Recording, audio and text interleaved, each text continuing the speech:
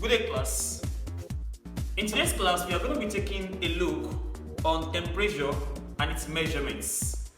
The first thing I'll be asking is that, what do we understand by the word temperature? Now, temperature is just the degree of hotness and coldness of a body based on the perspective of human being.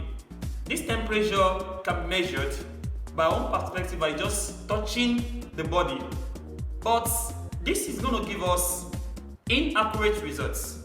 Before we jump to that aspect, let me take you through this. Now you see, we are talking about temperature. This temperature is always formed due to the measure of the average kinetic energy of a body. Fine, this temperature can be increased or decreased, but the increase or decrease of a temperature can only occur when there is an energy given to the body.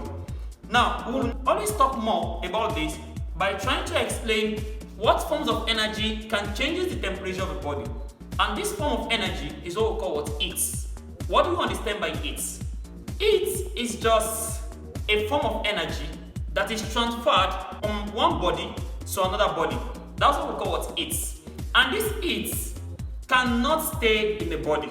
Take note of that. Heat is not something that is property of a body, but it is just a form of energy which can only be transferred when there is a change in temperature within two bodies.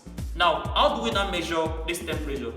Temperature can be measured with the help of an instrument. We could remember that in the olden days, we can measure temperature by just touching the body, but then we always have wrong results. To get the best accurate results in measuring temperature, we try to make use of an instrument.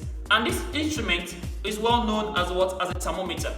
All together, thermometer utilizes the property of different substances as it changes with changes in temperature. That is what this thermometer is using to measure the temperature of a body. In our next class, we're going to be taking a look on type of thermometer that we have and how we can use this thermometer to measure the temperature of a body. Thank you for banking with me. Meet you in the next class. Don't forget,